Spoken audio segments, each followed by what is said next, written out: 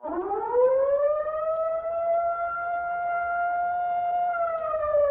1967 قدرت إسرائيل إنها تفرض سيطرتها على شبه جزيرة سيناء المصرية، هضبت الجولان من سوريا والضفة الغربية من الأردن واستولت على القدس.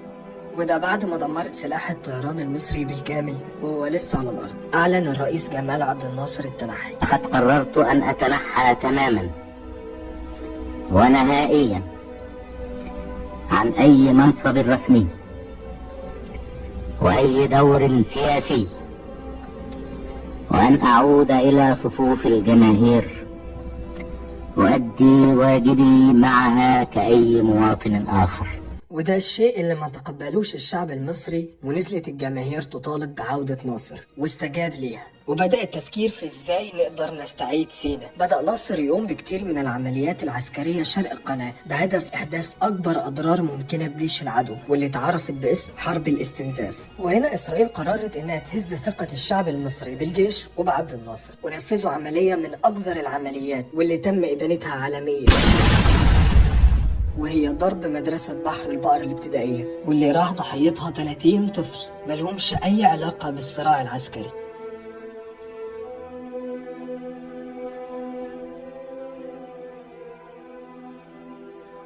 وبدأت مصر في تطوير سلاح الدفاع الجوي، وأنشأت حائط الصواريخ علشان تقدر تكافئ قوة العدو الجوية. وفي 1970 يتوفى جمال عبد الناصر، ويتولى بعدها السادات اللي يبدأ بخطة الخداع الاستراتيجي. فتحت مصر الباب قدام الضباط لتأدية مناسك الحج والعمرة، واستوردت كميات كبيرة من القمح على فترات متباعدة، وبدأت تستخدم في اتصالاتها اللغة النوبية علشان تبقى مبهمة بالنسبة للعدو، وتسرب أخبار كتيرة عن سوء الوضع الاقتصادي في مصر.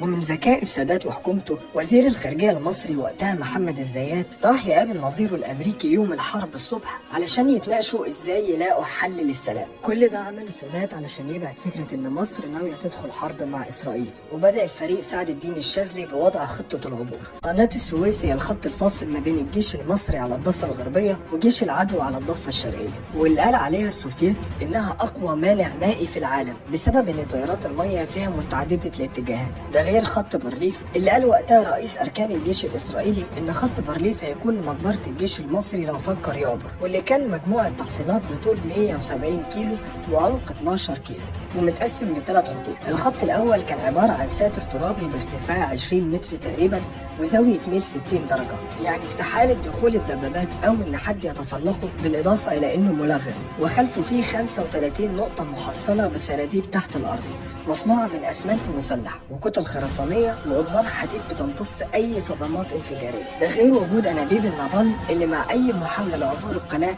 هتحولها لكتلة من النار درجة حرارتها توصل ل 700 درجة مئوية. كل ده ولسه في الخط الأول. الخط الثاني بعيد عن الخط الأول بحوالي 5 كيلو، عبارة عن 120 دبابة. والخط الثالث يبعد عن الخط الثاني 10 كيلو، وفي احتياطي مدرعات ووحدات مدفعية عددها 280 دبابة. وأعلنت مصر الحرب. ظهرنا شعب واقفين نحميك بدائية، شبر بسينا لا سينا بدمنا مروية، ولا تحمل هم في أبطال مستنية، نرويها بالدم من أسوأ الإسماعيلية. نجحت قواتنا المسلحة في عبور قناة السويس على طول المواجهة، وتم الاستيلاء على منطقة الشاطئ الشرقي للقناة، وتواصل قواتنا حاليا قتالها مع العدو بنجاح. بدأنا الهجوم الساعة 2 الظهر ب 220 طائرة مصرية، واللي ضربت المطارات ومراكز القيادة ومحطات الرادار، وما خسرناش غير 8 طائرات بس، وخسرنا أخو السادات الأصغر. وقدرت الضفادع البشرية إن هي تقفل كل أنابيب النابالم الموجودة بالقناة، وفي خلال 5 دقايق بس كانت المدفعية المصرية بتضرب خط بارليف. وما كانش الهدف من الضرب تدمير خط بارليف قد ما كان إنهم يخلوا الجنود الإسرائيليين يستخبوا في السراديب على ما المشاة يقدروا يعبروا القناة من غير مقاومة. وفي الساعة 2:15 قدر 1000 قارب مطاطي يعبر القناة، وكان 8000 جندي مصري واقف على الضفة الشرقية. والله أكبر كانت بتهز سينا.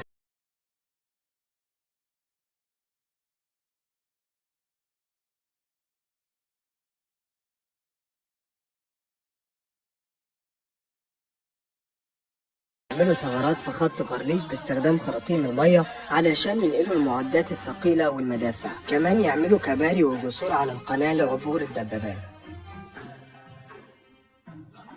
وبكده نقدر نقول واجتياح خط بارليف المنيع وإقامة رؤوس جسور لها على الضفة الشرقية من القناة بعد أن أفقدت العدو توازنه كما قلت في 6 ساعات.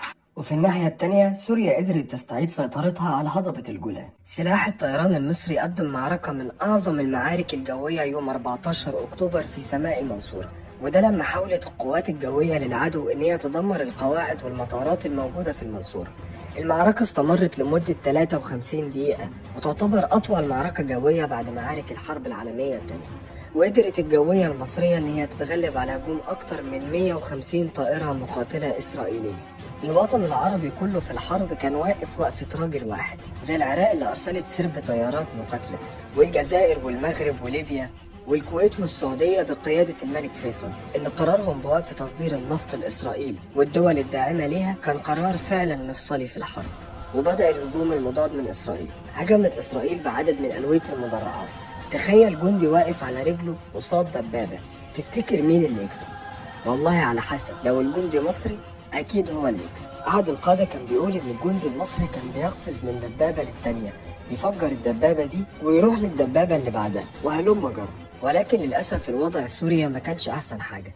إسرائيل قدرت إنها تستعيد سيطرتها مرة تانية على هضبة الجولان، وطلب الأسد من السادات إن الجيش المصري اللي كان تحت حماية حائط الصواريخ يتقدم شوية علشان يخف الضغط من على الجيش السوري. القرار اللي كان كتير من القادة المصريين معترضين عليه، لأن بتقدم الجيش المصري هيخرج من حماية حائط الصواريخ، ولكن اتوافق على القرار. وللأسف الخسائر وصلت ل 250 دبابة، وقدر الجيش الإسرائيلي إنه يصنع ثغرة ما بين الجيش المصري التاني والتالت، واللي اتعرفت بثغرة الدفرسوار. وبدأت إسرائيل تخطط إزاي تقدر تكسب المعركة لصالحها. الأمم المتحدة ادت قرار بوقف إطلاق النار، ولكن إسرائيل تجاهلته وواصلت الزحف نحو المدن المصرية. وتصدر الأمم المتحدة قرار تاني بوقف إطلاق النار، واللي برضه تتجاهله إسرائيل وتدخل السويس. وكأن ده كان عقاب من الضابط يوسف عفيفي والشرطة الميدانية والشعب بقيادة الشيخ حافظ سلامة، اللي قدروا إنهم يهزموا القوات الإسرائيلية بالسويس شر الهزيمة. وانسحبت القوات الإسرائيلية من المدينة، ومش من المدينة بس، من مصر كلها. يعني لما تحس بذل العدو لدرجة ان انت تتأثر، دي قصة. يعني واقفين رسميا، والملازم اول قائد الموقع واقفين لابس نظارة شمس كده، ومعاه الست ضباط اللي معاه منهم طبيب كان شعره طويل، ونزلوا العلم الاسرائيلي، طبقوا حطوا عليه مسدس ونسلموه، ورفعوا العلم المصري وادوا له التحية. انا عينيا دمعت، يعني انا لو مكانه راح اموت نفسي. ولكي نتكلم بوضوح، فإن أرضنا لا تقبل المساومة. بعد انتصار مصر والدول العربية على الجيش المزعوم بأنه الجيش الذي لا يقهر، قدرت مصر إنها تحط رجل على رجل وتتشرط. وبعد 4 سنين من المفاوضات الغير مثمرة، الرئيس السادات أعلنها وبكل شجاعة إنه مستعد للذهاب لإسرائيل في بيتهم علشان يلاقي حل ونهاية لكل المشاكل اللي بتحصل. وبصفته الرجل المنتصر، السادات كان واضح في شروطه، وكان بيتكلم بكل ثقة وبكلمات واضحة وبلغة عربية سليمة. وقادة إسرائيل كان باين عليهم علامات الحزن والحسرة. وطالب السادات بانسحاب كامل القوات الإسرائيلية من مصر وسوريا والأردن وطبعا القدس.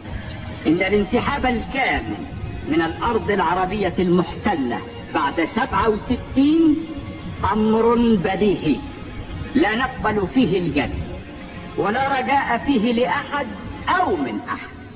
نحن نصر على تحقيق الانسحاب الكامل منها بما فيها القدس العربية. وقع معاهدة كامب ديفيد، وبقى أول عربي يحصل على جائزة نوبل في السلام، واستحق وبجدارة لقب بطل الحرب والسلام. بدأ انسحاب القوات الإسرائيلية من الأراضي المصرية، واللي ما تمش على مرحلة واحدة، بالعكس استمر لحد سنة 1982 يوم 25 إبريل، واللي بنعتبره عيد تحرير سيناء. ولكن الكيان الصهيوني بصفته كيان عاشق لخلق الأزمات فضل متمسك بأرض طابة المصرية ومش عايز يسلمها لمصر. بس بس على مين؟ رفع الرئيس حسني مبارك علم مصر على طابة سنة 1989، وبكده يبقى قدرت مصر إنها تسترد كل شبر احتلته إسرائيل. الوطن العربي ضرب مثال قوي للتعاون وأعلنها للعالم كله.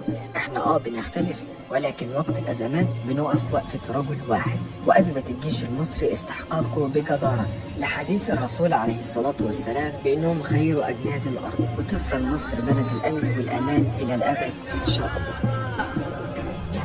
ارجع بالنار والمدفع والدبابة، أصبح لو خش رجال الصاقة المصرية، بنطير في الجو ونرمي قنابل يدوية، نيت من حد وأنا بلدي غالية عليا، والظهرنا شعب واقفين نحمي بدائية، شبر سينا لا سينا بدمنا منوية، ولا تحت الهم في أبطال مستنية، ترويها بالدم من أسوان لإسكندرية.